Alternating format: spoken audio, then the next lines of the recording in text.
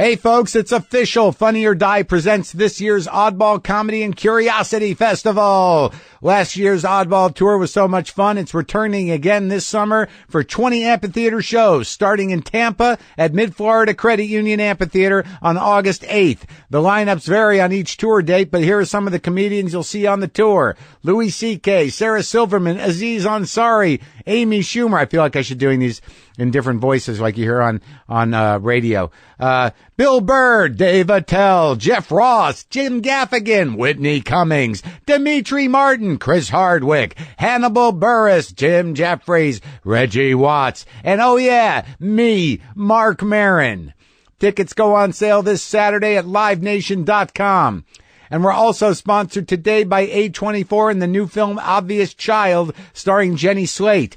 Jenny is scheduled to be on WTF in the future, but right now you should go see her in Obvious Child. She's great in it, and I really enjoyed the movie. I love her. It also stars Jake Lacey, Gabby Hoffman, who you've probably seen on Louie and Girls, Gabe Liedman, who you can hear on episode 223 of WTF, and David Cross, who we all know and love. David Slappy Cross. This summer, choose funny. Obvious Child is expanding to more cities, so go to obviouschildmovie.com to find out where it's playing near you.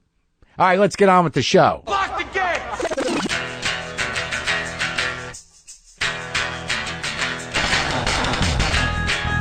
All right, let's do this. How are you, what the fuckers, what the fuck buddies, what the fucking ears, what the fuck nicks, what the fucksters, what the fuckeristas, what the fuckstables? All right, that's fucking enough. Sorry, kids. Sorry, parents. That's a lot of fucks in the first 5 or 10 seconds of this show. It's full fucking on. I apologize. It's Marc Maron. This is WTF. Thank you for listening. I hope you enjoy my show. What have I got to tell you right out of the gate? Well, if you listen to that pre-show announcement, I think we answered everyone's questions. For those dates where I hit those amphitheaters where some of you thought I was playing myself, flattered, as I said, but not true, it seems that the tickets for the Oddball Comedy and Curiosity Festival, of which I will be part of on some of those dates, go on sale Saturday at livenation.com. So those would be the ones I'm on. Those would be the ones in Tampa and all those other ones. Why don't you have your website up, man? Maybe that'd be helpful for people to listen to you say the things that you want them to go see and maybe be part of if you had the dates in front of you. Don't talk to me like that.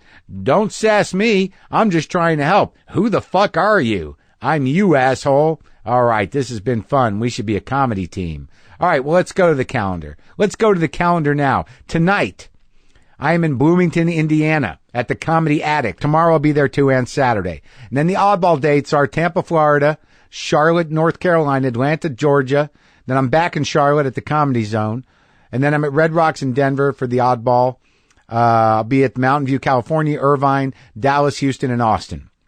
So those all go on sale Saturday. That's my understanding at livenation.com. Glad we settled that.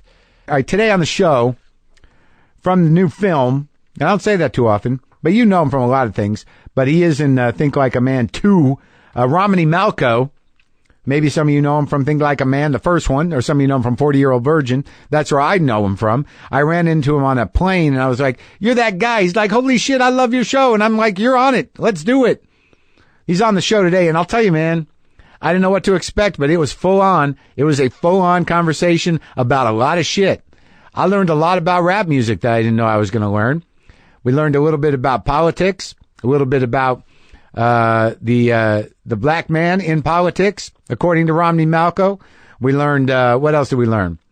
We learned about acting. We learned about fishing. We learned about Trinidad. We learned about the Marines. I don't want to spoil anything. I feel like I've spoiled a lot already. Great guy, great talk, coming up around the bend. That was a really out of tune opening riff to Up Around the Bend by Creedence Clearwater Revival. Thank you. Thank you to those who were able to identify that. I appreciate that. Another thing I want to mention is that my buddy Bill Sheft, he's a writer, and he was a writer on Letterman for like 25 years. He used to do there's an interesting story about Sheft, and you'll hear that story on a future WTF, but he's got a book that's dropping this week. It's called Shrink Thyself. It's a novel about getting rid of psychotherapy and living the unexamined life. You can get that at Amazon.com. You can get that now. That's Bill Sheft's book, and he will be on WTF soon. That was a great conversation. I'm trying to figure out whether or not I'm close enough to you guys to tell you this thing about my dick. I mean, because I'm not that kind of guy. I don't. I that's not really true. I mean, I've shared things about my dick before, but not so specifically. Let me think about it. Right now, I'd like to share with you a little something, because I'm telling you I'm telling you what I'm doing right now. I'm breaking in a new pair of pants, and I know some of you who follow me know that that's a big deal. Breaking in some pants, and you're like, what kind of pants, Mark? Well, they're black jeans, classic black selvage jeans. Where'd you get those? Are those Emma Jean and Willie's? No, you know why? They're not, because the pocket on the ass of my Emma Jean Willie's went out. It blew out. I blew out the pocket from driving too hard on my walking and sitting on stools. From sitting on stools with my wallet in my back pocket. This is a stand-up related wear and tear of my ass pocket in my jeans. My wallet kept falling out. Fell out on stage in Albuquerque, New Mexico. It was incredibly distracting to a good deal of the audience. I lost about 10 minutes of good material because people were wondering when I would notice my wallet was on the floor. Can't have that happen. That's a professional liability to have an ass pocket blowout where your wallet can fall out and just capture the imaginations of an entire audience of adults. Can't have that happen too often. So I call Emma Jean and Willie. I email them. I say, what's up? You guys are a special pant. You made these pants. What do I got to do to get the blowout in my ass pocket fixed? They said, send them out here. Wash them first, please. Don't sell us your stinky ball jeans.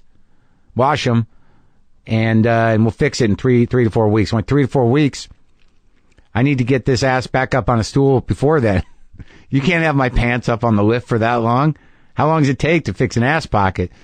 So I decided to poke around the internet, and I look up Denim Repair Los Angeles. I figured there's got to be some specialty operation. And sure enough, I come up with this place called Schaefer's Garment Hotel, and I'm like, what up with that? Got some good Yelp reviews. This guy seems like a denim genius. So I go over there and I show him the blowout in my ass pocket on the Emma Jean Willie's. We talk salvage for a little while, and then I talk about Billy Gibbons, and I turn him on to my show. This cat's a good cat. I think his name's Robert. He says, yeah, I can fix that blowout in your ass pocket probably inside 10 days. It's going to cost a little bit. How much could it cost? I don't buy much, folks. Let me get my ass pocket blowout fixed for what seems to be an exorbitant amount of money. Some of you are like, I would have sewn it myself. Yeah, but this guy's a specialist. Got to give it to the doctors. If you got a problem, you go to a specialist. So I gave it to Robert over there at Schaefer's Garment Hotel. Turns out he's making his own pants over there. He's got some selvage denim jeans, classic style. He's got some indigo denim. He's got some classic black denim, heavyweight black denim. And I'm like, holy fuck, look at those. I haven't seen those in a while. He's like, yeah, we make them right here. I get that denim from Japan. Feel it. I'm feeling it. Hell yeah. Bring it. Let's get some of them pants. I didn't know you were making pants over here, Robert. He's like, yeah, man, we make real pants. And he's got a guy that makes hats over there. He's got a couple of dogs that hang out and some guitars. How does all of a sudden the image that I've been sort of doing, without knowing anything, there's a whole store for it. I'm not a hat guy, but I'm a guitar guy, not a dog guy, but I can appreciate a dog in a store, especially one that sells denim and boots and shit. But I don't buy them like, broken in. These are fresh denims. They're stiff, and I'm in them right now. And I'm waiting for my ass pocket blowout to be fixed. So I'm going out of town. I'll be at Bloomington showcasing my unbroken in black denim pants. I want to tell you about something, folks. I want to tell you about a great podcast that I can really get behind. Freakonomics Radio from WNYC. Just listen to these episode titles. Man, listen to them. Think Like a Child. Why Marry? Save Me From Myself. Failure is Your Friend. I should listen to all of those because they seem to be about me. And you should too, because these are stories about things you think you know but don't, and things you never thought you wanted to know, but trust me, you do. I think I'm getting new cadence is happening with me. Other episodes, The Perfect Crime, The Upside of Quitting, Women Are Not Men. Come on, folks. These sound like episodes for me. Am I right? Freakonomics Radio is hosted by best-selling author Stephen Dubner. He talks to experts, runs the numbers, and gets real solid answers. It's economics for some of us, but it's not really. It's really about how we make choices and how data can show us the hidden side of things we thought we knew and blow our minds to boot. The Legacy of the Jerk. That's another episode.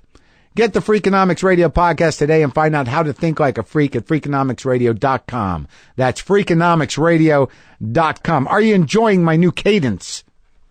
I don't know where I picked it up. I think I picked it up from Texas.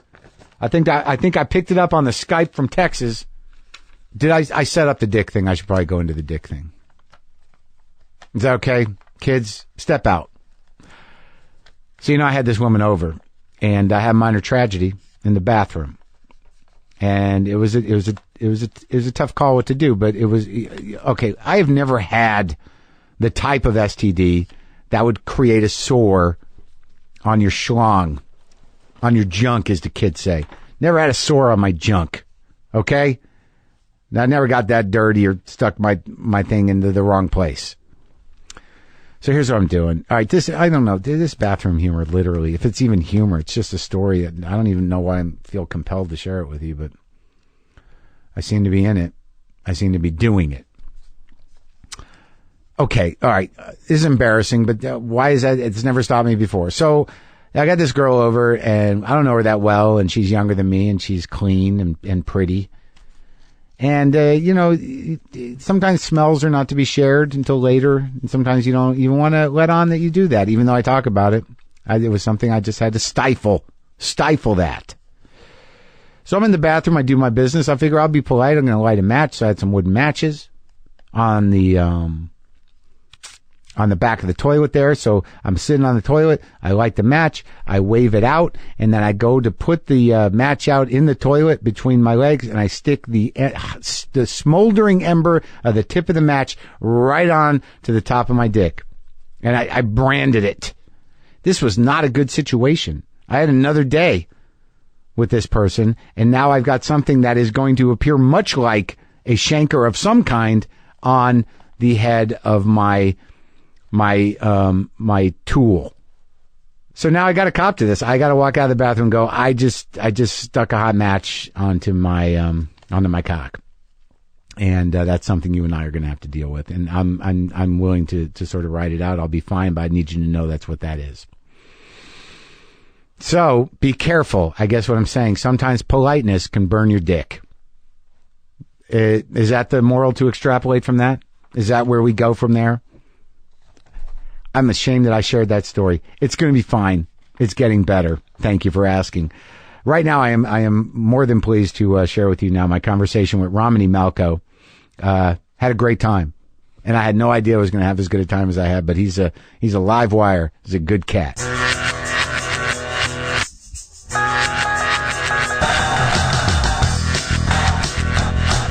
I did this interview for this magazine. I'm not going to say their names because they don't deserve it. But the headline that they chose to use completely out of context. Yeah. I was like, what the fuck? What was the headline? I'm like, then I just realized it's this lowest common denominator, man. Of they wrote a letter of apology saying we were just trying to, attract readers and blah, blah, blah. Yeah, but the thing is, it's like, what good's the apology? The shit is out there.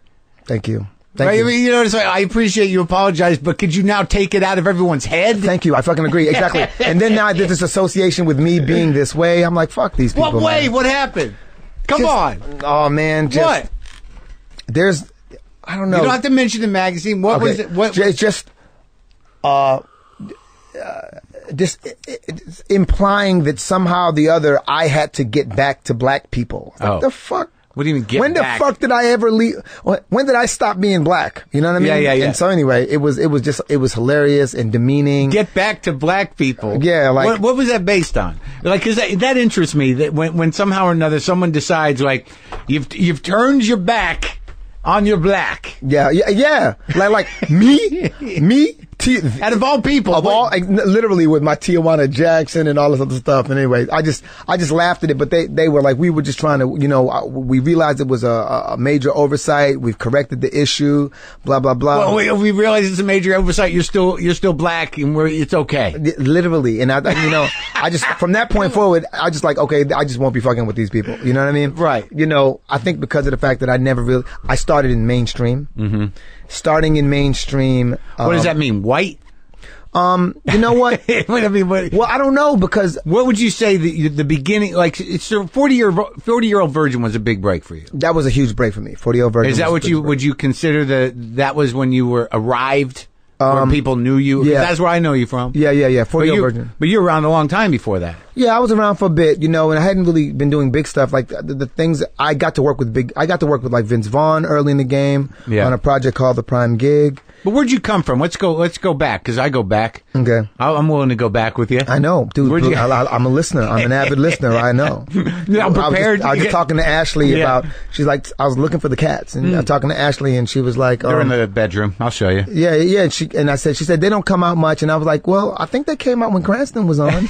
They might have paid a visit. Well, I think it was when Cranston was on. I could be wrong. Well, he might have seen him. I'll show you the cats after. Okay. But what kind of name is Romany Malco? It's a gypsy name. Is it really? Yeah. Why? Why you get a gypsy name? Because, my family's Trinidadian and Venezuelan. And in Trinidad, we have a lot of East Indians.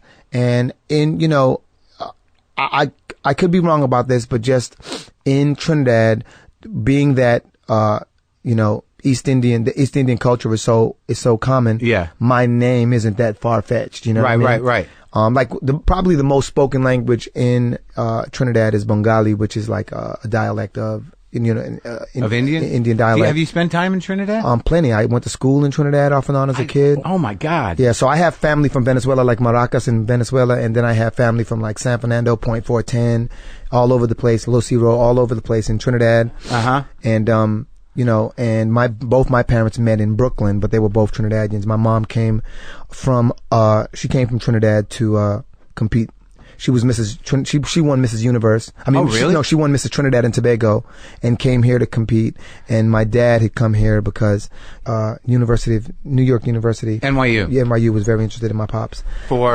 He was already an established surveyor and engineer. So it's a specific type of background, but it's not mostly Spanish. It's a mix, right? It's probably, it's like similar. I guess I had a place in Brazil, and I found Brazil to be very similar. You had a place in Brazil? Yeah, on the northeast coast of Bahia. Why'd you just get a place in Brazil? You just felt like it? You know what? One, I'm really into fishing. I'm really into fishing, and I found the place that sat between this town that sat between two huge rivers, and right above a town called Recife, Reciphe or something like that. But Recife sits right above. Is the billfish capital of the world. Billfish. Yeah. So, And that's a good fish? That's a good fish. It's you're talking like, like I should know. A billfish. Well, it's a pretty prestigious game fish. And, you see the ones, they have the big long thing on the front of them. That's not a marlin.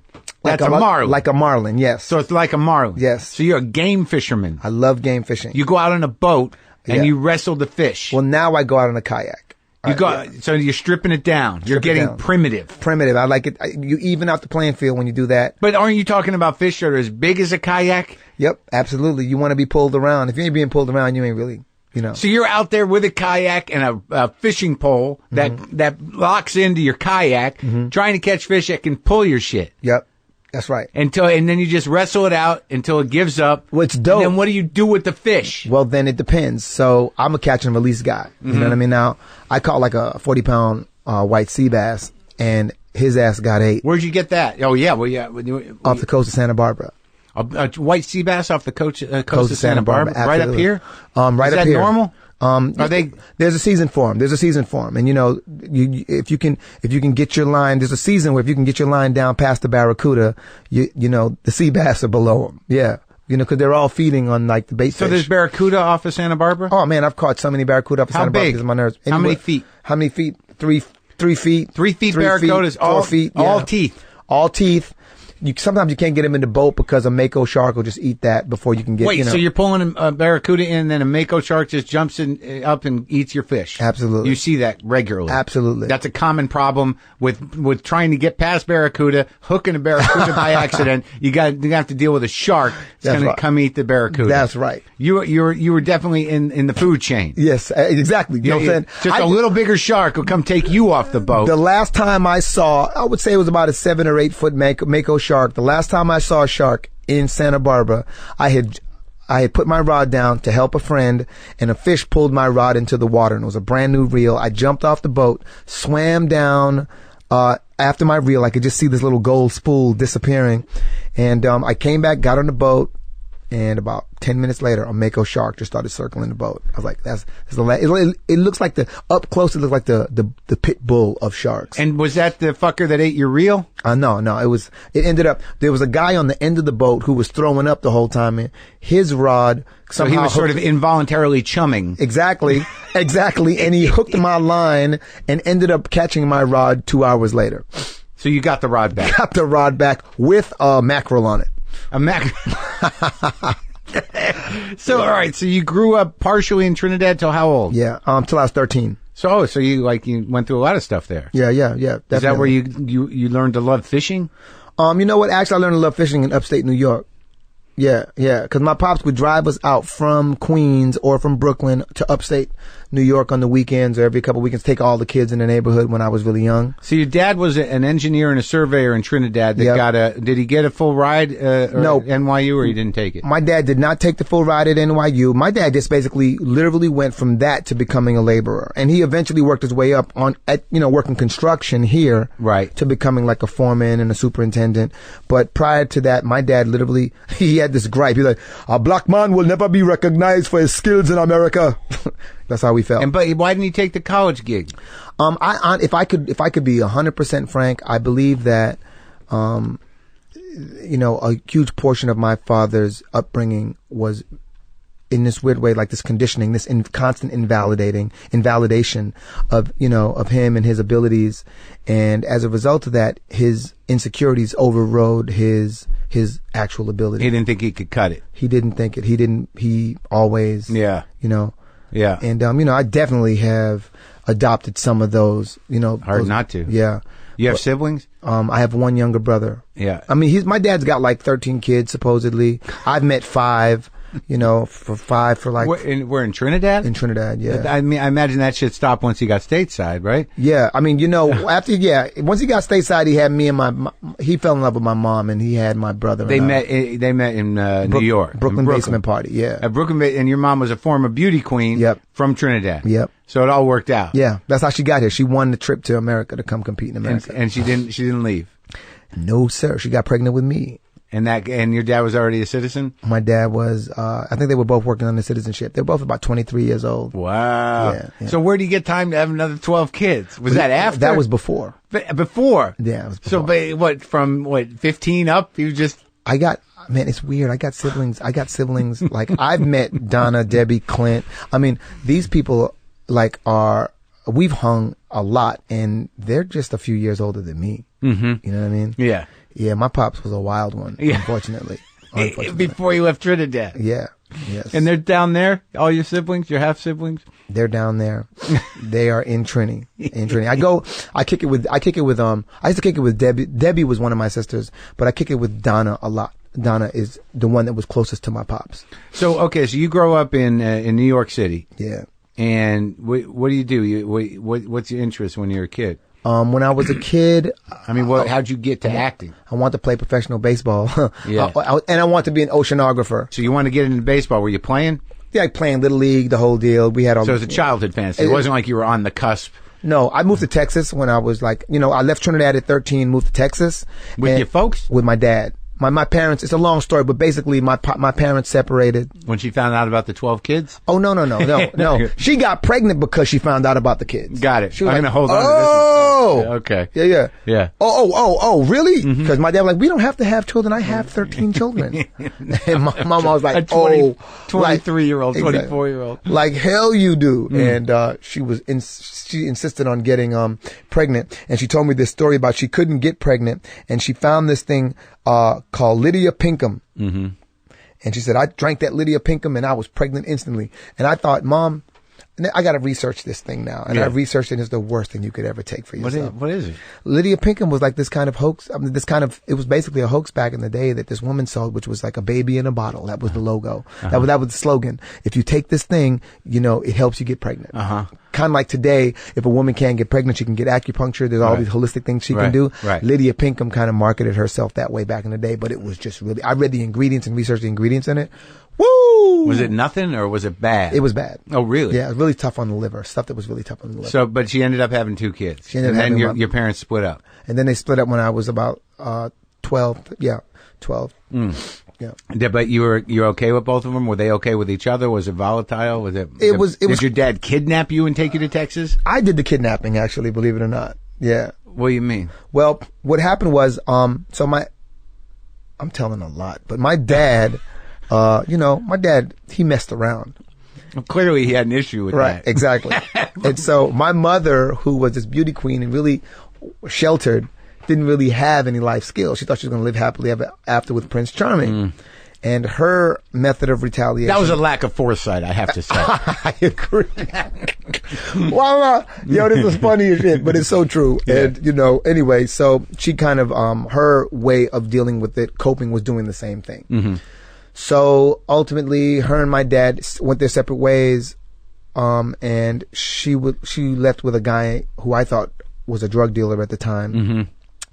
And she upped and basically disappeared. Mm-hmm. So, I kind of resented that. So she left. She got pissed at your old man and left. Yeah. And so my dad tracked her down. This is all within weeks. My dad tracks her down. Yeah. And when he tracked her down, she kidnapped my brother and I. Yeah. And when she kidnapped my brother and I was always closer to my mother, but because of the fact that she was with this guy who I thought was a drug dealer, I didn't want my younger brother, who was 5 years younger than me, in that environment. So I actually kidnapped my brother. At 12? At 12, and escaped to, we were in Hempstead, and managed to escape, managed to get in front of a guy named Detective Howie. You went to the cops? I didn't go to the cops. We busted into a dispatch. Yeah. They thought we were robbing the place, and I told them what the situation was, and they called the cops.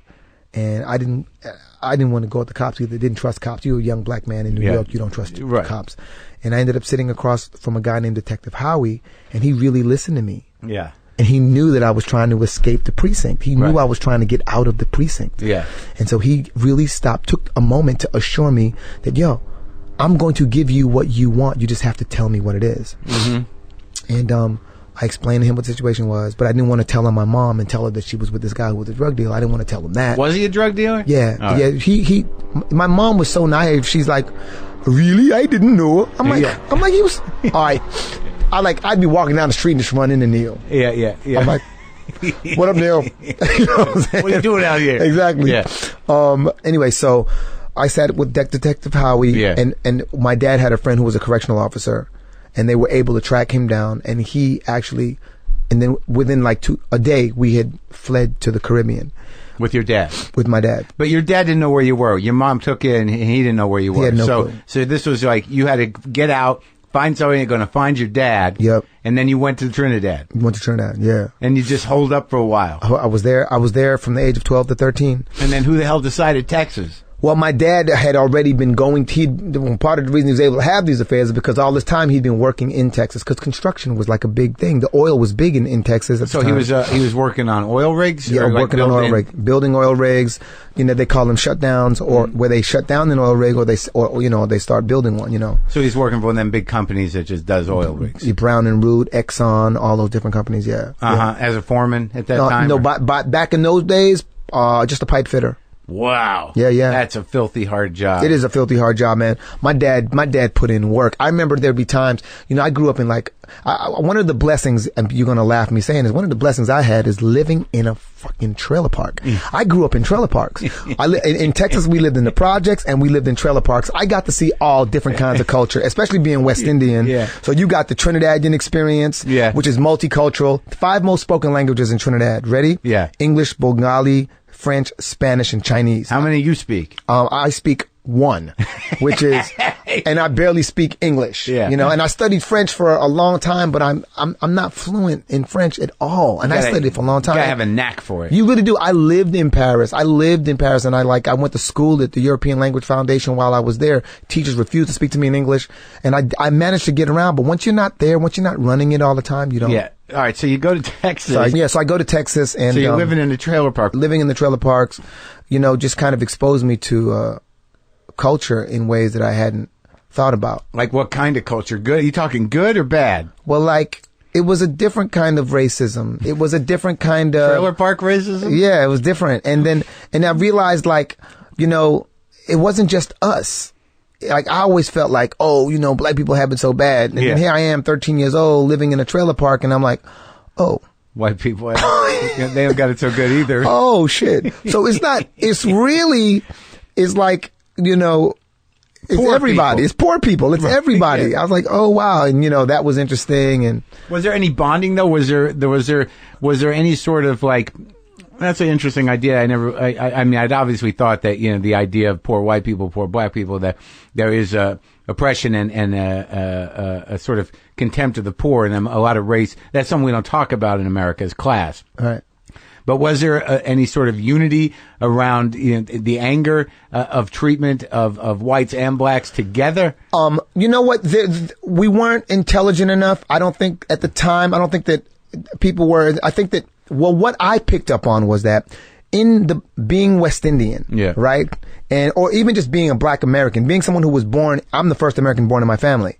Like, what I had noticed amongst my people is that there was classism, there was racism according to complexion. So I was darker complected, so I couldn't get into a light skinned party. Really? You know, oh my God, it's hilarious. This is, I wish I was making this stuff up. A light skinned party. Yes. How is that advertised? What's that invitation look like? Do they give you the tone? Like, if there's a party, well, you know what, like, if you, like literally, like, oh, I hate to say this, but you just weren't invited, you know? Too black. Yeah. Or you couldn't get in because you know, it's funny. It's just, I just realized that there was this oppression, this learned oppression that we had imposed upon ourselves. Right. And not just in America, in the Caribbean, you know, in my black experience, that's what I experienced, you know? And then when I was in these trailer parks, I was like, oh shit, they do the same thing to each other. You know what I mean? The white people. They're classist, you know, they're classist within themselves. And I'm like, but we all live in so you have a double wide trailer park. Yeah. So, you have a double wide trailer. Oh, I see. So, all right, you know. Yeah, right. So it happens there too. Exactly. And the house on the hill is a double wide down the street. Yeah, you know what I'm saying? Literally. Yeah. That's perfect. Well, that's perfect. Can I use that from now on to explain this? Yeah. And so that was eye opening for me, but I don't think that everyone saw it that way. And, to communicate and identify with that, but we bonded over different things. We bonded over football and, you know, and baseball and music, you know. So what were your ambitions at this point? When did you start to decide that you were going to express yourself artistically? I was about 7 or 8, and, a dude that lived a few blocks away from me. I lived on 224th and Merrick Boulevard, and a kid that lived named Timmy got shot at the park. And we were all kind of mourning Timmy's passing. We were all sad. We're at my friend Eddie's house, and there was a guy named Marc who was a little older than all of us. And Marc said a rap. And he said, I heard a shot. I heard a cry. I said, Timmy, Timmy, Timmy, did you have to die? You have to understand, as a 6 or 7 year old, hearing that, I was like, oh, wait a minute. We can express ourselves like that? From that point forward, I was like, I'm going to be a rapper, period. And then shortly thereafter, my dad came home with this record called Rapper's Delight, Sugar Hill Gang. Yeah. And that was all she wrote. So you start doing some 8-year-old raps? Started doing some 8-year-old raps. I write raps for me and my brother. They were corny, like, you know, well, I'm Kid Nice and I'm sweeter than spice. And when I rap to the ladies, they melt like ice. Cause that was the style back then. You know? And that was the beginning of it. But I kind of I was really, you know, I was kind of like, you know, we were kind of like the bummy kids in New York. We were like the bummy kids that didn't have much supervision. Yeah. So I kind of kept that quiet. You know what I mean? Right. And maintained my reputation as being scrappy. Yeah. Which I was. As opposed to someone who writes things? Well, you know, just opposed to someone who was, extremely vocal, you know, and outgoing. So scrappy means, like, you know, those are those kids that they don't talk much, they don't have much supervision. It's just ugly kids that didn't have much to lose. You know what I'm saying? I get into a fight with anybody because I have much to lose. You were a fighter? I was. Yeah. When I was really young, that was the way of expression. Really? Yeah. So you kicked some ass? I got kicked some ass and I got my ass kicked. And my dad was the type of dude that'd be like, "Did you kick him in the face? Did you kick him in the face? Okay, well, he don't respect you. The next time you see him, you kick him in the face." Just out of nowhere. Right. You know, my dad was like very angry and unresolved, and, you know, and so his anger would manifest in violence, you know? Yeah. So so you're in Texas. How long do you stay there? I graduated. I graduated from high school and junior high in Texas and joined the military. Really? Yeah. Oh my God, it's a hell of a story. Oh man. What military? Marine Corps. You joined the Marines? Joined the Marines, yeah. You went through all that? Is that why you're in good shape and you seem focused? You know what? I have to say that the Marines definitely, they gave me some focus. And it definitely, you know what the Marines teach you? What? How to play the game without emotion. Uh-huh. And cause I'm a very emotional person. I have convictions. I get very emotionally invested in things. Yeah. Look, the Marines helped me. I got to make that really clear. Like I told them I had a chance at a record deal in California and I was a reserve. They stationed me in California so that I could pursue my dream. So not knocking it, but just the military as a whole, when it really boils down to it, right? Yeah. You know, we follow the orders of like the elite 0.1%. Sure. And when we're in these... The real house on the hill. The real house on the hill. Yeah. And when we're in these places, you know, nobody looks at I don't think anybody thinks of the White House as being real anymore. No. But, you know, when you put, 19-year-olds in these situations where they're tricked into believing they're doing something noble when in all actuality, they're clearing the fields so that elite 0.1% can set up their oil rigs and extract natural resources. So your dad was working... Yeah. For the same people that you were dying for. Exactly. Absolutely. That was the system. That was the system. That is the system. It's not was. So you were able to join as a reservist? Well, yeah, I joined. I had to do boot camp. I had to do School of Infantry. So, I went and did the boot camp. Really, it's a trip. A dude is telling you, pick up your foot locker, which is it. All your belongings are in it. Run it all the way to the end of the barracks, drop it, run to the other end of the barracks, touch the wall, run back. And pick up your foot locker and run it back to the other end and repeat that 100 times.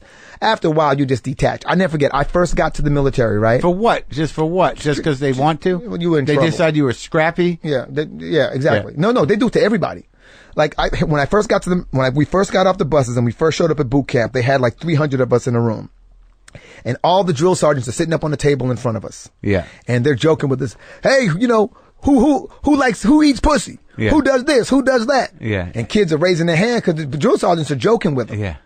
And this one guy, I forgot his name, he raised his hand and goes, "You eat pussy, huh, Private? What's your name, Private?" He said, "Private so-and-so." Yeah. I said, "Okay, all right. You eat pussy. You eat that pussy till the booty in the head cave in?" "Sir, yes, sir," blah, blah, blah. Yeah. And the kid starts joking with him.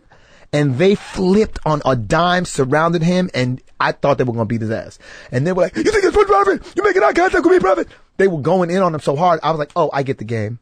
I get the game." They were seeing who's a smart ass. Yeah, they set you up. You know what I mean? Yeah, to see who... For an opportunity to... Exactly. Who's got some moxie. Exactly. And Yeah. so what I did was from that point forward, I clicked. Yeah. I followed orders and Yeah. did what I was supposed to do. Yeah. You know what I mean? And just knew that it was temporary. Yeah. And, I was always in first, second, or third. But you chose this. I chose it completely. But I just didn't know how it went until I Why'd you got there. choose it?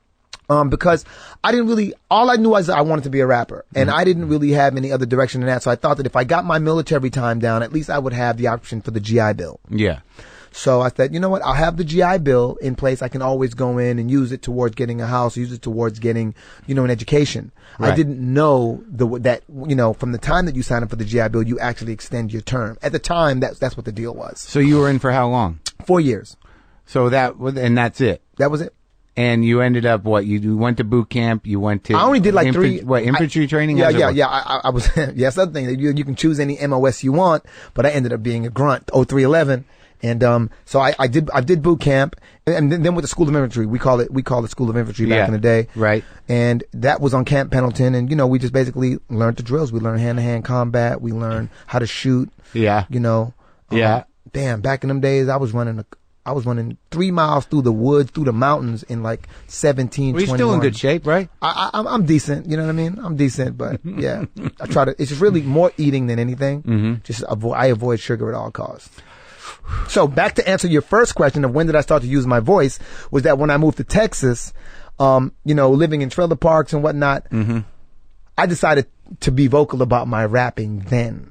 And I went from kind of like being like this bummy nerdy kid in Texas to kind of being like one of the Ranger rappers because our school mascot was a ranger, Uh-huh. and I became the ranger rapper at one of the ranger rappers at my school. So doing it in front of the crowds at the sporting events, over the intercom in front of the crowd. You were the guy. Me and a couple. I had a whole crew. Yeah. Uh-huh. And then that kind of gave me a voice that I never had before. Hip hop gave me a voice, and I was like, oh shit. Yeah. I can say anything I want. You could write jokes. You could be funny. You could Exactly. You And could push buttons. I could push buttons all day, and that's what I live for. Pushing buttons. That's right. Say it with a straight Not face. in the Marines though. Nah, in the Marines, they were trying to push your buttons. Yeah. They literally, if you saw a drill sergeant stand in front of a puddle, don't flinch. Because the minute they're gonna seek out the weak one, they're gonna be like, okay, Private Maron, come here, come here, boy. Come here, boy. You are fucking me, Private. So now you have to stand in front of him. That means you're standing in the puddle. Right. Drop, Private. Roll, Private. Roll right, Private. Roll left, Private. Get up, Private. Get out of my goddamn sight, Private. All full of mud. That's right. Just because what? Just because. And that's how you learn to detach. That's how you learn to detach. So you learned to detach by saying, I want to be that guy. Well, I learned to detach in the sense that I'll roll through the mud, crawl through it, sleep on top of a king snake or whatever I had to do. You know what I mean? Yeah. In order to get the job done. And not make it personal. Did you go anywhere? Did you fight? Did I? No. I got lucky. We had this invasion where Saddam's invasion of Kuwait. Yeah. They started pulling our troops. And we were like number 23. Yeah. Dudes in our battalion started fleeing to like Canada and shit. It was really? Funny. The reservists started bolting? Started getting girls pregnant. They were like, yeah, if you have a baby, you don't have to go. I was like, what? What? Yeah, that doesn't seem right. It didn't seem right at all. And anyway, Kuwait's surrender was so quick. You didn't go? Didn't have to go. And that was what? How many years in were you already? 2 years. And you were living in L.A.? I was living in Houston. I was stationed back in Houston. And then I said I wanted a rap career. And in 89, I packed up and moved to California. And you were still in? Still in. Third year. It's third year. And it would literally, there's a base right over there, not too far from here. Yeah. There's an Air Force base over there by Stadium Way that the Marines share with the Air Force. And I would go over there and do like paperwork and stuff for them straight up. And that was your only requirement? That's my only requirement. Yeah, show up for work occasionally. That's it.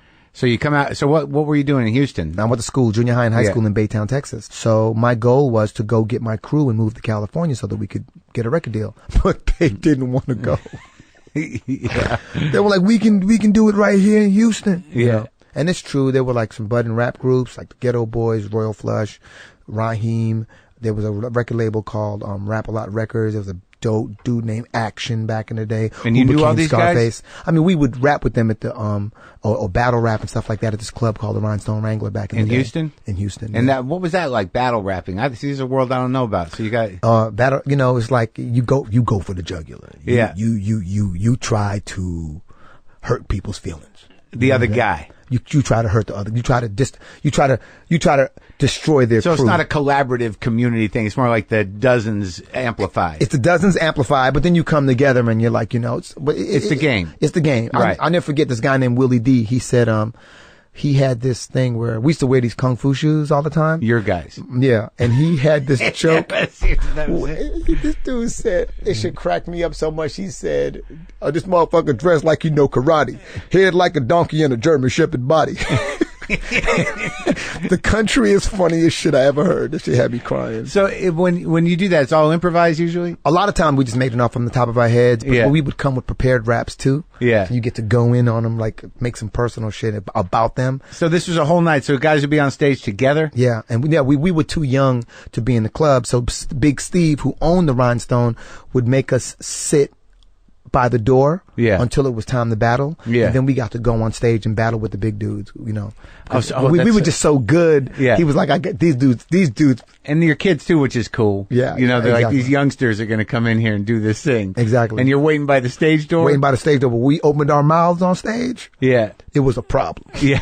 It was a problem. Like I never forget, I ain't gonna say the rap group's name, wanting to beat our asses in the parking lot. And people like, yo man, they kids. He's like, yeah, but they talk like grown-ups, nigga. You gonna say some shit. I never forget that shit. They talk like grown-ups. Yeah. They didn't give a shit. He wanted to whoop our asses. But generally it was friendly. It was friendly, you know, and we had a community, like it was a hip hop community. And ultimately we did things for that community. Right. You know what I mean? And, it was new in the sense that, you know, the South was kind of disregarded back in those days, in hip hop. You know, the West Coast, had their thing and the East Coast refused to acknowledge us. And at the time they were kind of the conduit, you know? So, you know, in its rebellion, the South started forming its own thing. Little J, who was who owned Rap A Lot Records, you know, started this label. He started signing people like Action, who became Scarface, who became one of my favorite rappers of all time. The Ghetto Boys and all that, and they started getting this surge, you know. And now you got, you know. I remember I had one of the Ghetto Boy albums, maybe the first album, just because that guy was so fascinating. Which one? The little guy. Bushwick Bill. Yeah. You had the one. Where he's all fucked up on the cover. Mind Playing Tricks on Me album. Yeah. I don't know what that was. Yeah. The Action, the Scarface album that got me was that Gunshots Rang Out. What the fuck? Heard this nigga bite the bullet. Like, damn, fucked him up. It was basically the soundtrack of Office Space. Right. Remember it starts out, he's in the car when he's saying that rap. You know what I mean? Yeah. That's right. He's singing it, and then they pull up next to him. That album is one of my favorites. You know. That might have been the Ghetto Boys Resurrection album, actually, because they broke up. They had a guy named Big Mike join and take Scarface's place. And then Scarface eventually came back. When Scarface is in the group, he produces great music and he just says crazy shit. Yeah. And so that was your dream, man. That was my dream. I lived my dream. And you're doing it in Houston with your guys. Right. So I eventually got him to agree to move to California. So we finally got to California in 89. Yeah. June of 89. And we got our record deal about a year later. What was the name of the Our group was called the College Boys. And we signed to Virgin Records. Yeah. We were one-hit wonders. We had a hit called Victim of the Ghetto, which happened to be happening at this exact same time as the riots, the Los Angeles riots. Right. So the Los Angeles riots kind of helped amplify, you know, because every news station that spoke about this riot nationwide also played our music in the background. Really? Yeah. So you got a hit off of Rodney King's demise. A hit off of Rodney King's rise and demise. Right. Yeah, you know, because Rodney King was big in the clubs for a minute. Yeah. After that, he'd show up in the club like he was, you know, like he was the man. Yeah, he was, but he was a little beat up. Yeah. I mean, he was obviously beat up in the horrible situation. Oh, yeah. But Yeah. That's right. He was sort of like, I don't know if he was, you know, sadly, the position that he had culturally was a lot, you know, it was a heavy burden in a way. Right. You know, you're right. It's funny because I was so young and insensitive at the time that I was really angered by the situation because we had all experienced our things with cops. And, you know, Rodney King was like, I think his famous quote, all get along. Yeah. And in my mind, I was actually thinking like, no. I was angry. Yeah. I was angry. I'll just say that. And so in retrospect, you know, he's aware of what he's done in his life, and he's aware of what his karma is. And if that was the perspective that he had at the time, the mature thing to do was to honor it. Right. You know. Right. To be a spokesman of peace. Yeah, exactly. Yeah, to you know, it had two purposes. Yeah, exactly. And it would have been great. It would have been great. That's fucked up. It would have been great if he said, fuck all you all. No, yeah. Yeah, you know, like, this is bullshit, but... It would have been great if he had something profound to say. It would have been great. Yeah, you know? Yeah. But I mean, what is there to say at that moment? You know what I mean? I mean, you know, that at least for me at the time, was that there was a major imbalance in, you know, in the profiling. Yeah. You know, and that... there's this convenient way of making young black Americans a scapegoat for the judicial system and for the prison system, you know, and at the time that was really obvious to me, you know, and speak about the amount of tax dollars that go into it. And if you're someone who isn't, you know, look, from my research, your birth certificate is basically a banknote that's handed over to the Federal Reserve anyway, right? Right. So ultimately, each person on average is worth about, and my numbers could be off, but about $750,000 in taxes over a lifetime. So ultimately, all the debt that 0.1% accrues, they pay them back by handing over these banknotes to the Federal Reserve, right? And if you become a non-tax-paying citizen, as far as America's concerned, well, we're gonna get the taxes out of you by putting you in jail. And when you're in jail, we'll get $166 a day in tax money from the public to pay for your incarceration. I never heard it framed that way. Well, leave it up to me to do some shit like that. You know what I mean? I like it. You got a desire to break it down to its most simple definition. You have to. Your birth certificate's a banknote. If you ain't paying on that note, they're going to put you in jail to make their money. Yeah. Bottom line. I mean, that's how it looks to me. And you know what? That's my interpretation of the information that I've collected. I'm not saying it's a fact. That sounds like a good rap. Yeah, that right? would be like, yeah. Think about that, damn it. The idea that your birth certificate's a banknote for the Federal Reserve. Yeah. That's fucking some cutting through the hypocrisy. That is some solid, verse there. You know, see, that's what rap does. So even if it's like, even if you're wrong, rap, as I grew up in it, you know what I mean? Yeah, because if you say it with enough confidence, people will be like, it makes sense. Well, you what you do is you create dialogue around the subject, and you get to the bottom of it. Right. You know what I mean? To a degree, history as we know it and what's really going on in actual politics as we know it in foreign affairs is all a mystery because the corporations are writing it, conveniently. Right. So, it's great, in my opinion, to speculate and to inspire people to research. And well, yeah, I've said that the American democracy is a money laundering front. That's how you break it down to its most basic form. Right. Thank you. That's what, I mean, it's hilarious. Like when I see people, I honestly you ever date a girl, or maybe a girl's ever dated you, and you realize within 5 minutes of being in this person's presence that, oh man, this person has a lot of unresolved pain, is completely out of touch with their own pain, and you're like, and you get a sympathy in your heart for that person. Yeah, after you feel the sympathy comes right after you feel attacked. Yes. Well, that hurt. Exactly. Is that my fault? Exactly. I don't think it is. Oh, this chick's fucked up. Now what do I do? Okay, exactly. And that's how I feel when I hear people having really heated debates over Democrats and Republicans going at it. There's a part of my heart that sincerely hurts for them because, does that part win over the fuck that? No, I don't participate in that. I mean, look, cause we get to vote on whether or not gay marriage is legal. We get to vote on things like, these social issues. But as far as foreign affairs, right? Do you think they're going to let the average layman, foreign affairs? Now, this is a huge conglomerate. No, I mean, they're going back to Iraq. Exactly. No, they didn't ask me. Dude, do you think they're going to let us vote? Us, the layman who doesn't even know what the petrodollar is. They're going to let us choose the CEO for that conglomerate for the next 8 years. But that's the whole problem now is that, that there's such an aggravated apathy once the reality has been shown to the people that do vote and even the people that don't vote that they're not working in our interest. That all they're banking on is enough people are gonna, when they go how you doing, they're gonna go nah, I don't know, I'm okay. All right. Well, if most of the people say that, and there's a couple of others on the fringe saying this is fucked up, or the other guy saying I ain't making enough money, as long as those are relative minorities to the people that are disconnected and going nah, I'm all right. I can eat. And I don't give a shit about the rest of it. That's who it's driven by. Yeah. It's not driven by right or wrong. It's driven by who do I vote for? That guy seems like I like his hair. No. So I don't give a fuck. No. But they don't represent anything but business interests. I completely, I mean, don't be wrong.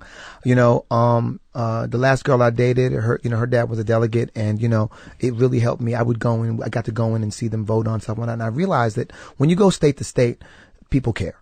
There within the communities in the state government. There are. Thank God there are people that are showing up at the meetings. Exactly. They're taking action. Like all the people that really give a shit. They just that's what they do. They don't look for attention. Yeah. They're not arguing with people on television, grassroots organizations, and also community based politics. People that really give a shit. Those are the unsung heroes of what really makes democracy great. I always say when I make my movies and I'm the star of my movies and I get to allocate tickets. Those are the people, those teachers that the students vote for, and those people, those delegates, those people working on the ground on the ground level are the people that I'm bringing to my premiere, and I'm showcasing at every opportunity that I get, whatever opportunity is, as shallow as it may sound, right? Whatever way I can reward them, whatever way I can enhance and make their lives better or help them get acknowledged for what they're doing. That's that's my goal. And back to what the point that you were making is that, if you look at activists that are being effective, yeah, they don't even fuck with the White House. No. The White House is a waste of fucking time. They go straight to the corporations. They hit you in the pocket. They know who the bosses are. That's how you get shit done. And look, let's just, I don't know if you know this, but like African Americans are slated to spend like $1.1 trillion by 2015. Mm-hmm. Like they're spending money. They respond to advertising, and they go to shows. They go to movies. Yep, they're huge consumers. Your movie did 30 million the first weekend. Thank you. During the World Cup, mind you, during the friggin' World Cup. So, my point being is that if people just acknowledged their purchasing power, yeah, and they were like, you know what, if we could collectively boycott, but that's why all this division is so put in place, is to prevent that. It's to prevent that type of unification, saying, sure, okay, fight amongst yourselves. Exactly. Divide and conquer. Right, because if we were to do that, what we would then do is we could demand of these corporations, we got all we got your iPads and shit. Why don't you come put some money in this school? In fact, we won't be buying your shit until you do. Yeah. And if we were able to do that, I understand enough to know that division, is important in order for like the higher ups to sustain. You have to divide. Keep them fighting over bullshit. Exactly. So, but if we were to do that, that's really, you want to change. That's how you do it. You hit them in the pocket. Well, right. Well, okay. So now we're talking, Romany Malco, the activist. I'm not an activist. No, but I'm saying that, like you think about this stuff. Mm-hmm. So you're rapping. So you had a voice. Yeah, I had a voice. And you had the one hit. Mm-hmm. And then how does it go from there to acting and to making that decision then? Well, after I had my rap career, I started doing jingles with my boy Nitro. Uh-huh. And I was having such a blast doing jingles. I thought I'd never really go back to doing anything in hip hop. Jingles again. For what? Like Shore commercials, Honeycomb commercials. Dude, I became like, I'm not kidding you. We'd have like 4 jingles on the air at once. And that's a good paycheck. Incredible. We had a blast. Yeah. We had rap was popular for these jingles back in the day. Yeah. So sometimes we'd make singing hooks, but sometimes singing jingles, sometimes we'd make like rap jingles, and we would have a blast. Me and Nitro, Night Diggy, giving a shout out to Darren Clowers right now. What up, man? The jingle guys. The jingle guys. And so after that, I started, I'm going to produce records. So I produced like CeCe Peniston and stuff like that. Not her big hit, but I did get to produce some stuff on CeCe Peniston, and I did some stuff with Randy Crawford. And then after that, I started an internet business. And I'm telling you right now. Yeah. We are not going into this. I'm just going to say this. I started an internet business. Yeah. And that shit changed my life. 1997, I decide I'm selling stuff on the internet. I start selling shit on the internet, and within 3 months, it's not a whole lot of money, but at the time it was. Yeah. I was making more money in 3 months than I'd ever made as a rapper. Selling what? Health products that revolved around male health. Specifically. Okay. So if you wanted boner pills, if you wanted to get, increase your fertility, herbal if you stuff. wanted like natural, like herbal stuff for like you want to gain muscle. Were you manufacturing this stuff? Or? I was not, but I was getting private label deals. Uh-huh. I was getting private label deals. Okay. And, so were you using your image, your picture? Like, look at me? Hell no. I pretended to be somebody else. Cause I was like, if they find out that a rapper is selling them this shit, it's going. If they find out that a black dude is behind this company, we in trouble. You know what I mean?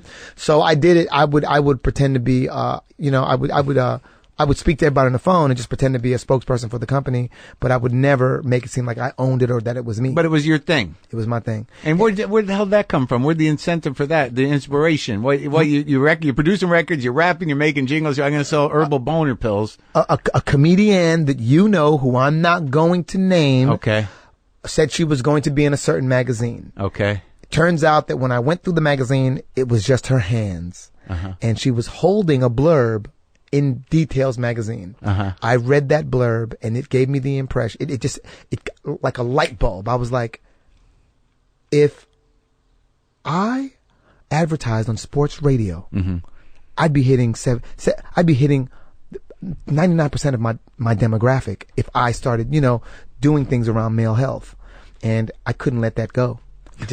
After that, it was all about, you just had an idea. It was an entrepreneurial idea. Absolutely. Had nothing to do with your creativity necessarily. It was just sort of like, I got to do this. Yes, because I've always been an aspiring. In junior high, I sold candy. In junior high, I sold buttons. I'd make Menudo buttons and New Edition buttons and sell those. So you're always like a little little entrepreneur guy. Always. I used to throw parties. By the time I got to high school, I was throwing the biggest parties in Baytown. Me and my boys were throwing huge parties. For money. For money. Oh, yeah. Oh, yeah. Yeah. It was, you know. So you had that going. You knew you wanted to make bank big. I knew I wanted to make bank at some point. And, somehow. Didn't matter. Did not really, to be quite frank. Yeah. I wasn't going to sell drugs. Right. We sold a little weed. Right. But I did not feel good about that. I did not feel good about that. You can't set up a site for weed, not then. No. Maybe now. Yeah, exactly. But even that's dicey. Yeah. I mean, you know what? It's funny though. Like, you know. How long did you keep that site going? That site went until about my first really decent acting gig. I would say that I kept it from 97 to about 2004. Wow. 2004. And it kept doing well. Oh, yeah. Oh, it was the funniest thing where I had an agent being like, you're going to have to choose because you're making good money there. Yeah. If this links back to this, you know, and I started stepping away from the business. I got calls from Howard Stern. I used to be on Jonathan Brandmeier's show all the time. It was ridiculous. On the phone? No, man, live on his radio station. For the male herbal stuff? Mm-hmm. On the radio, though? On the radio. So they still can connect you, but you're using a real name.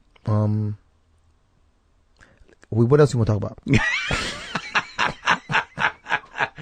All right, so when did the acting break come? How'd you get into that? I get a call from George Stephanopoulos, right? You know George Stephanopoulos. His brother, Andrew Stephanopoulos, and I are pretty decent friends, right? And Andrew Stephanopoulos How'd you meet that guy? At Virgin Records, when I had gotten my record. When did the Paris thing happen? The Paris thing, that was when I shot a movie with Paul Rudd. Before the website? It was during the website. Okay. Shot a movie. So you going out for auditions, you had an agent? I didn't have an agent. I got into acting because John Leguizamo heard some stuff that I had done for Paula Abdul's animated Cat. Yeah. And he was like, I want to rap like that for my movie called The Pest. Yeah. And I want to say that this was around the time that my business was doing decent. So it might be 98, 99. Yeah.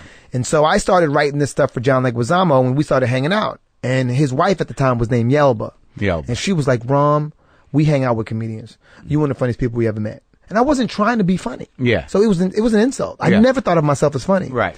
But John was like, you mind auditioning for this movie? And I was like, fuck it, I'll give it a shot. So he couldn't be there because he was off filming Romeo and Juliet. So I would audition for the casting agent, Wendy Kurtzman, and the director. They called me back 6 times. They called me back for a mixed match session. Yeah. I didn't get it. Mm-hmm. The brother from Mad TV, who was also in Jerry Maguire. Ari Spears, my bad. So I didn't get the role. Didn't trip, went about my business, back to my internet business. I was traveling all over, traveling to Japan, Italy. My business afforded me luxuries I didn't have before. I had a beautiful girlfriend. We were doing everything we could, right? Yeah. And she was really smart. She's like, oh, let's go to the Galapagos. Yeah. Okay. You know? Yeah. And then, about a year goes by and I'm getting calls from all over the place. And I'm paranoid now, like, what the hell is this? Yeah. And it turns out that it was just basically a bunch of, you know, my girl was like calling me and saying, we're getting faxes from these people. They tracked you down through the music industry. And I'm like, about what? I'm like, why the fuck are you telling people my shit? Why are you giving them my fax number? You don't know who this is. I'm thinking it could be the cops or some shit, right? And, it was basically casting agents in Hollywood. Casting agents in Hollywood. Wendy Kurtzman had told them that I was her favorite audition of all time. And it was pilot season. So the word had gotten out and they'd all wanted me to come in and audition for stuff. So I went in and ended up testing for a couple of things. And they were like, and then agents started saying they wanted to represent me. And so I just listened to all the messages. I had like, I don't know, 30 messages from all these people. And there was this one lady named Lisa DeSante who sounded really nice. Yeah. And sincere. Yeah. And she's the only person that I called back. I went and sat with her, had a checkbook in my pocket. At the end of it, I was like, how much is it going to be? And she's like, no, baby. I get you checks. Yeah. And I was like, who do I wrote this to? You looking at this Italian chick, she looking at me. I'm talking about how much. We sat in the office for like 3 hours. Yeah. And she was like, no. Yeah. I pay you. I'm going to get you paid.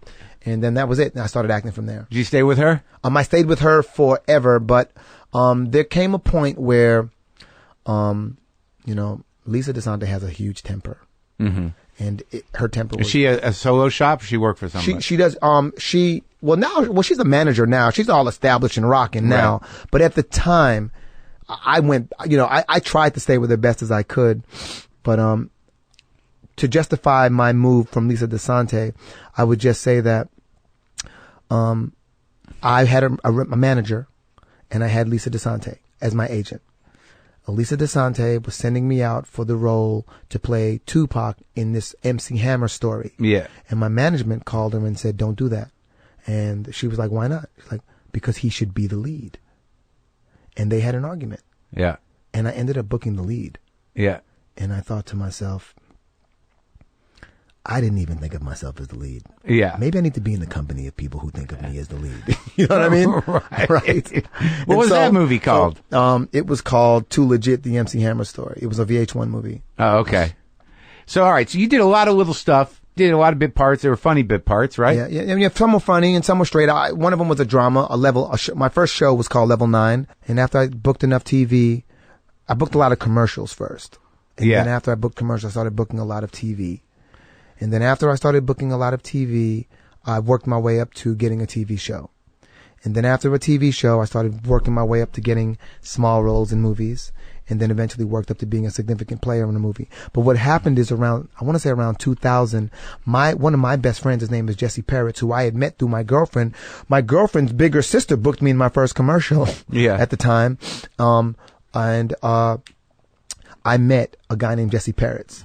And Jesse Parrots and I became best friends over the weirdest thing. I made this thing called mango chow, which is a common dish you eat in the Caribbean. He ate it. He was the director on a commercial. He ate it and goes, I was doing craft service with my buddy Josh, who was the ex-boyfriend of my current girlfriend. You were working craft service? Craft service with my boy Josh. Yeah. And he was like, this is before I started my company. Right. And I met Jesse. Yeah. And Jesse tasted my mango chow and was like, I used to eat this. My Trinidadian babysitter used to make this. This is a Jewish guy telling me this. Yeah. And then he starts imitating the Trinidadian accent. We were best friends from that point forward. Still. Mm-hmm. And he ended up directing this movie, and he wanted to cast people for the movie. So he had this guy named Ross Broccoli who was really funny. I know Ross Broccoli. Ross Broccoli's fucking funny as shit. He's in Nebraska. Ross was one of my guys back in the day. Yeah, I gave Ross a place to stay one time, and this motherfucker wakes up in the middle of the night and goes through my closet. Yeah? Was he in his sleep? He was sleeping. Opens the front. When was this? When were you hanging out with Ross Broccoli? Ross Broccoli, 2000? Oh. 1999, 2000. Is it right? That was back when I knew him, yeah. Yeah, maybe a little bit. We had a little falling out, but I mean, he ended up he did some commercials, he stashed the money, he went and he bought a farm. He goes to Nebraska. Good for Ross. He was an interesting guy. He really, really was. See, he's the kind of guy that you would find me hanging out with. Yeah. Unintentionally. You know what I'm saying? Yeah, and what's the director's name? Parrots? Jesse Parrots. He's pretty much the producer. He's a producer on Girls. Does a lot of Nurse Jackie. I think I just met this guy because I just did a part in Girls. Yeah. A couple weeks ago. You met him. He's your best friend? Yeah, man. That's my brother. God damn. Small world. Jesse Parrots is my brother. Yeah, he introduced himself to me. Okay. It's all making sense. Ross Broccoli, you. Yeah. Everybody's connected. Yep. Exactly. So, what movie did he put you in? A movie called The Chateau. Okay. I begged him not to put me in it. So he said, okay, well, then just help me cast it. Because I wasn't really an actor at the time. Mm-hmm. So I did. I helped him cast it. And after I helped him cast it, he asked me to play a small role. And so he put me on camera for it, carried it back to his producers. And the producers were like, why can't Romany be Paul Rudd's brother? And I was like, Jesse, your first move, First Love, Last Rights, was not a success. Yeah. If you want to fail again, put me in your movie. Do not do this to your career. I beg you. Yeah. And they insisted, and we ended up doing that movie, and it pretty much changed our careers. Oh, was it a good movie? It was a great movie. I mean, it was like a really independent movie, and it was, aesthetically, it was horrible because This was the Paris thing. It was the thing in Paris. Yeah. And you and Paul still friends? Oh, yeah. Yeah. And we shot that for like 13 days. Yeah. We shot it for 13 days, and I just never left. I was like, I'm staying. Peace. I was like, how long did you stay? About 6 months. I had to come home. Yeah. But I just didn't want to leave. So by that point you're shifting out of the boner pills. Yep. No. I'm going strong. I'm going strong on boner pills at this point. Boner pills is what's funding me in Paris. Did they work? Yeah, man. Yeah. Oh, dude. Well, it's so funny. Like, I've been so blessed because growing up in West Indian culture, Yeah. if you had a problem, there was a natural remedy for this thing. Yeah. And so this whole pharmaceutical culture was pretty foreign Yeah. in my family. Uh-huh. And, it's like even to this day, if people tell me they have a problem with whatever, Yeah. there's a natural solution to it, and, so even to this day, it was everything that my dad cooked when I was a kid. Drink this. This is good. This is good for the tool. Yeah. For the tool. Eat this. This is good for the tool. Everything was good for the damn tool. So of course I started a fucking business that was good for the tool. What were the herbs? Just asking for a friend.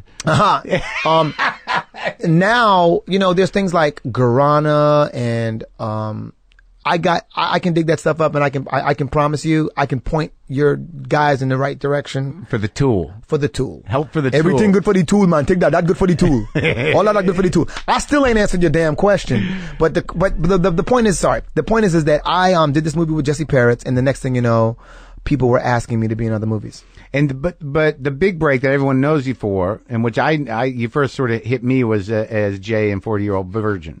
Yeah, Judd Apatow. He asked me to be in his movie because he saw me in the Chateau. Yeah, and that was a funny part. Yeah, that sort of defined you comedically. It did. I was like, I was new to the business. I didn't have a clique. I didn't grow up I didn't start acting until I was 30. Yeah. So I was new to the whole game. I didn't have a clique. And to be pulled in by Judd Apatow and like introduced to all these guys and just do yourself. Yeah. What would you say? Yeah. I was like, seriously? Wait. That's what you were doing? I feel like the most common question in my life is, wait a minute, I can say what I want? Yeah. In everything. I can be in an interview. I could be dating someone. Wait, I can just say what I want. I could be rapping. I can say what I want. Yeah. Judd was like really funny. He had great jokes. And like I never forget it. We were doing one of the earlier scenes where we're discovering that he's a virgin. Yeah. And I was saying, that's, it's cool if you're gay. Yeah. I got friends that's gay. And Judd yells, in jail. Yeah. I lost my shit. I must have chipped my tooth on that damn table. I lost my shit. Just to be around a guy who was so creative and fresh. Yeah. 4 days into our production, the production got shut down by the studio because they thought, you know what? You've already shot in half the movie and we haven't improved the look. Mm-hmm. But just the Judd was covering so much footage because we were playing so much. Right. Yeah. And he was so seasoned by that time that he was like, no problem. Sent us all home, came back Monday and went back to work. Judd was great. I guess that's the real skill of a great producer is just sort of like keep your cool and like, all right, we'll work this out. Him and Shauna Roberts had no facial expression. Oh, really? Oh, yeah. So like, okay, cool. All right, cool. All right, guys. So see you on Monday? Yeah. No, we'll let you know. So you don't want me to come back tomorrow? We'll let you know. So you do a few other roles, and then you do the Love Guru. Yep. That was look. If you look at every job that I've been involved in, 40-Year-Old Virgin, Baby Mama, Blades of Glory, Weeds. Yeah. I wanted to get next to the people that How was Weeds? That was great, right? It was incredible. Mary Louise Parker is my sensei. She would kick my ass, and I thank her at the end of every day. What do you mean she kicked your ass? She didn't fuck around, You were on that for what, a few seasons, right? Yeah, Mary Louise Parker will punch you in the face. She's a hell of an actress. She was my sensei. Deep. And like, she really taught me. Well, first of all, my acting coach is who taught me. Yeah. Sandy Marshall flipped the script, broke me down. I used to laugh. I'd be in the pews laughing at people on stage crying like these actor types. Yeah. Never considered myself one of them until I ended up crying on that stage. She was your boot camp. That was your boot camp. It was my boot camp. And from that point forward, I knew she made you roll around in the puddle. Exactly. She made it clear that everyone could see through my facade. The emotional puddle. Yeah. There you go. Yeah, man. Time for you to meet you. Exactly. That's what she did. I'm like, this shit is therapy. Yeah. I didn't sign up for no damn therapy. Yeah. But yeah, Sandy Marshall, she gave me free class. She just made me stay after class one day. She's like, I'm going to tell you something. She goes, I think you're talented. And of all my students, I really believe that you could go somewhere. Mm-hmm. So I'm going to give you free classes because I don't think that people give you things very often. And all you have to do is show up. That's what I did. I showed up. You were a challenge. She was going to break you. She was going to make you what you are. Yeah, and she really did. I never forget, man. I was like, you're right. I was rolling around in my own puddle, my own tears. I was like, ain't this some shit? It's just, you suddenly realize that everyone can see you. Yeah. They can see through your bullshit. They just tolerate you. That's right. Yeah. And the good friends, they don't tell you, they keep tolerating you. But a lot of people are like, I'm done with that. Yeah, exactly. And I didn't know that. But they know the better part of you. Right, exactly. But I was so charming and entertaining that it was really everyone else's entertainment at my expense. And I didn't realize that either. Because you thought you were getting away with something. Yes. And she just completely exposed me, and I was like, and that from that point forward, I actually began to take it more seriously. Seriously. Like with something like The Love Guru, which was, I mean, notorious tank. Mm-hmm. Does that affect your jobs? You know what? For me, it didn't, because in fact, it got me jobs. Yeah. But also, the shit that I learned from Mike Myers changed the game for me. What was that? Well, just everything. Like, he taught me things I did naturally. He suddenly made me aware of. Like, right. I didn't know what memes were. Right. And I didn't know that I was creating memes in my career. As, right. in 40-year-old version, I created all these memes. Right. I didn't know that shit. I didn't It's hard to know until it becomes one. I mean, it's a rare person that does intentional memes. Right. But it was years after the fact. And right. everywhere that I went with my mom, people were like, don't put the pussy on the pedestal. And, right. I didn't know that those were memes. Right. I didn't understand that they were I didn't know about color association. Right. So there's a color scheme, and you can create certain color schemes that people will automatically associate with your movies, consciously or subconsciously. No fucking clue about that stuff. I had no idea. This dude, Mike Myers, is so fucking deep and smart. Yeah. Seriously speaking, like, it was another situation like being with Mary Louise Parker, where where if you didn't sit and take note, let them slap you in the face, you were an asshole. Right. Because there was so much to learn. And you learned a lot about comedy, a lot about marketing. Comedy. But you'd already sort of done your own marketing thing. I mean, you had an instinct for it. I did, but he showed me how to systemize it. Like, he had a trailer. Yeah. One trailer with just a wall full of pictures and colors, and like a wall. Yeah. Not a wall, the entire trailer. Yeah. It's like, if you didn't know it was his, you'd be like, oh shit, somebody's getting murdered. But it's weird because that movie didn't, with all his memeing and colors. Yeah, well, there were a couple of things that happened. One of the things that happened was that, there was a great script in the beginning. Yeah. And, because of the fact that, how can I say this? There was so much pressure to deliver. Right. That everything lost its essence. Right. Because people started micromanaging everything. Right. And all the fun went out of it. Right. Another thing was, I think that the director, who is actually a good guy, he just was inexperienced. He got steamrolled over. Oh, right. And then lastly, there was this huge smear campaign that occurred at the release of the movie, where people started coming out and speaking out, being vocal about Mike Myers and speaking out against them. Right. It was like a 4-page spread in Newsweek. In Newsweek. Why was that? I don't remember. I think that supposedly there was this history of bad blood between him and a few people that he had worked with. Uh-huh. I really try to not stay as far out of that shit as possible, because for me, I got to work with a genius, and I've never been an actor who's been like, oh, you have to strike when the iron's hot. I don't believe in that. Yeah. And I really have to do it my way, and it's probably to my demise.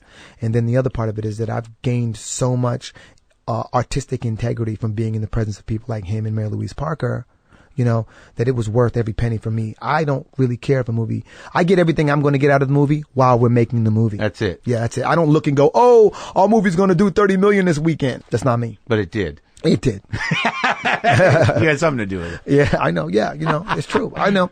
And Kevin's a great guy. Dude. It's like, I've had him in here, and it's just like, the guy fought the fight. Came out on top. He's incredibly grateful. Yep. He's generous. Yep. It's got to be about 80% of his success because he's got a good heart and he does the right thing by people. He really does. He does the right thing by people. I'm doing my own movie now. He signed on to play a role in it. Uh-huh. Like, he's that dude. Yeah. He's like, man, I owe you, Rom. I got you. How many days do you need? The busiest man in Hollywood. Yeah. Got to be one of the busiest comedians in Hollywood. Yeah. I owe you. How many days do you need? When he said that to me, it took me at least 4 minutes to respond, because I couldn't. What? My movie? My movie? You sure? Because I was literally doing that for like 4 minutes. Yeah. He is a generous guy, man. Now, this is interesting because we talked a little earlier about the movies you want to make. Now, this is your movie. Now, Yes. we talked earlier about, some of the things that you want to give back to the community. Absolutely. Is this one of those projects? This is one of those projects where it's like, for me, the situation is that, in the world of Hollywood, they tend to make you either or. Yeah. So, you're either, this or you're that. So my experience growing, you're either an angel or the devil. Right. You're either a whore or a virgin. Very binary way of thinking. Sure. And so I have a problem with that because I've grown up with people who were heavily flawed with the best of intentions and gave the best advice they knew how. Yeah. And these people aren't depicted in film anymore. Yeah. You're either one or the other. The Right. films that I grew up watching, that was that. So one of my favorite films of all time, ever since I was a kid, was One Flew Over the Cuckoo's Nest. Sure. Now you can look at Jack's character on a lot of different levels. Yeah. You can look at him as crazy. You can look at him as rebellious and obnoxious. You can look at him as a hero. Yeah. You know what I mean? Leading the frontier or pioneering the frontier. You can look at a lot of those characters in a lot of different ways. And I love that where you're actually engaging the gray area. And I feel like with the dumbing down of a lot of film because of the fact that we're not even making film for we're making film for non-English speaking people. Right. They have if you go to France, they have some of the most sophisticated films that you've ever seen. Yeah. But if we're trying to make a movie that's accepted over there, we got to have explosions and Farts shit. and- exactly. yeah, Because we don't know the intricacies and the idioms That's of their interesting. culture. The international market has broken it down to the lowest common denominator. Well, only because we're catering to, in my opinion, some of the most sophisticated films I've ever seen have been made in the international market. Uh-huh. My personal taste. Sure. But at the same time, when we're raising all our money to make our movies, we're raising the money overseas, 90% of it. Okay, I'm gonna just say this for those who aren't aware. I'm speaking the obvious here, but just for those who aren't aware, the way that it works these days is this: if a comedy costs more than $30 million, it's probably not getting made. Mm-hmm. Anything else, if you're going to make a film, you're usually going to want to make it in the $100 million and up range, which is basically you're making 4-quadrant movies at that point, where it appeals to the broadest audience possible. I think Michael Igor or something like that made that announcement when The Proposal was so successful. They said we'd make another one. He was like, no, we're not making a follow-up. I don't care if it made $140 million because it's going to cost us $70 million to make it. And by the time we spend that $70 million and we do the P&A budget, we're not going to recoup on that. Mm-hmm. So if a comedy isn't under $30 million, we ain't making it. Mm-hmm. I think it was Michael. He was the guy who said that shit, right? Okay, cool. So now everyone's jumping on that bandwagon to try to keep the comedies. But the thing is that comedies, like you think of Woody Allen and whatnot, they were very specific to our culture. Right. And so, that type of stuff these days doesn't translate as well overseas. Right. So you're making it for a niche market, so you got to keep it like at $1 million, $2 million. Exactly. So what's happening with film these days is 90% of the money's being raised in foreign markets. Right. So we're here in America trying to make money, but in order to get that money, you have to put people in your film that sell overseas. Right. So in order to do that, you now have to make a movie that appeals to that market. Yeah. And if you're an American making that movie and you're hoping to get some type of domestic gross, you're really kind of making a movie for non-English speaking people. And as a result of that, you're going to go for the explosions. But okay, so you've put together money. Yeah. That you got domestically. And you've got Kevin Hart committed to it. Yeah. And it's a story of a flawed protagonist. Yes, exactly. And you hope that it'll speak to who? Ultimately, what I want to do is it's a comedy. I want to exactly. It's a dark comedy. And you wrote it? I wrote it myself. Been writing it for a while. And what I want to do is I basically want to start reintroducing the idea of the gray area in a movie. Yeah, no, I think the 70s did that, and we kind of lost it. I mean, Cuckoo's Nest is a good example of that, but yes. A lot of those movies where you have an anti-hero or someone you don't know how to feel about. Exactly. Because they don't have all the heroic attributes. Yes, Cable did it so well with Breaking Bad and Damages. Yeah. Oh my God, I didn't know if Glenn Close was the good guy or the bad guy. Yeah. What is she doing? Even The Sopranos. Sopranos, you learned to love that family. Thank you. Exactly. Yeah. I'm working toward introducing that and just basically passing on a message in the movie, which is about how many of us are actually out there asking people to make sacrifices for us that we're not willing to make for ourselves. Mm. And it's also about letting go. Mm-hmm. It's about letting go of the things. And where are we in production of this? Where are we in production on this? We are literally just closing up. We're closing up the deals right this second. This week we will have closed the deals with our attached talent. Well, sounds great, man. It is. It's a great opportunity for me because I don't know why. I think I was a lot angrier before in my younger years, but I never really got the calls that I thought I would get. I never really got invited to play with a lot of these, other movies that had occurred.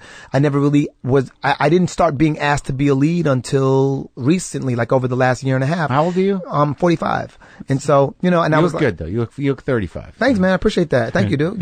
That's Trinidad. Oh, that's Trinidad, and you gotta avoid sugar. Okay. Bread, rice, pasta, all that shit is sugar. I don't care what you say. If it creates an insulin spike, it's sugar. And that's gonna make you old? Yeah, well, what happens is like, your cells become resistant because it doesn't want to be poisoned by the insulin. Yeah. And then, it's called AGE is the process where all these remnants of sugar attach themselves to your cells and the walls of your cells, and then as a result of that you lose the elasticity in them, and so I'm telling you, I stopped eating sugar for 5 years. No more cake, no more ice cream. No, in moderation. But the thing is that what we don't realize is that we're living extreme, and then we want to go from extreme to moderate. No.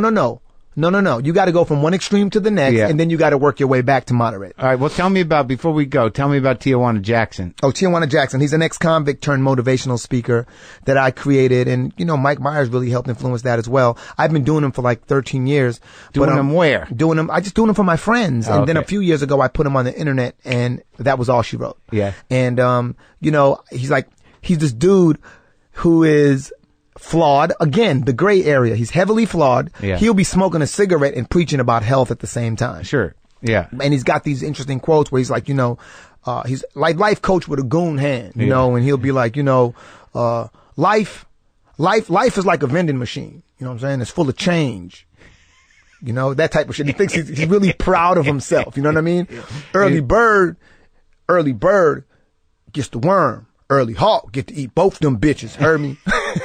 So that's on YouTube? It's on YouTube. You look up Tijuana Jackson, and if you are not entertained, my name is not Romany Malco. It was great talking to you, man. Yeah, you too, man. Thank you for having me. About it? I'm a big fan of I know, ran into you on the plane. And I geeked the fuck out. Yeah, you're like, oh man, we're going to do it. Yeah, I geeked out a little bit. You've had some great interviews on here, man. Oh, thanks. Now, so is your pop still alive? My dad passed away in 2008. And your mom? My mom is still alive. I just went to go see her. I just got back yesterday. I flew back for this interview. Was your pop able to see some of your success? Or? My dad was. My dad came with me to the premiere of 40-Year-Old Virgin. Funny shit. So my dad comes with me to the premiere of 40-Year-Old Virgin. Yeah. You know Jerry Bednob? Yes. The guy who played the Indian guy that I know him for years, yeah. He looks at my dad, and my dad looks at him, and they, what the fuck you doing here, boy? Turns out that they knew each other. From Trinidad? Get out of here. Yeah, that was great. We had a great night. That's hilarious. Him and my dad got shit-faced that night. That's sweet, man. Well, thanks for talking, and good luck with everything. I'm glad everything's going so well. Man, thank you very much, man. Hit a boy up on Twitter, Facebook, Instagram, whatever the fuck.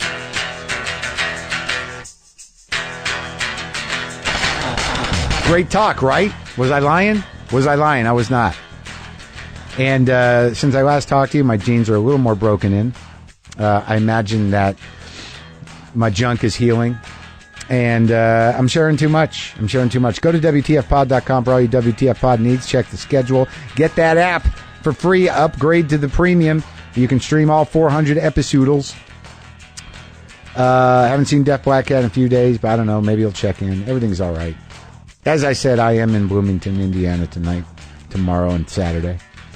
And if you have any questions, let me know. Okay. Boomer lives!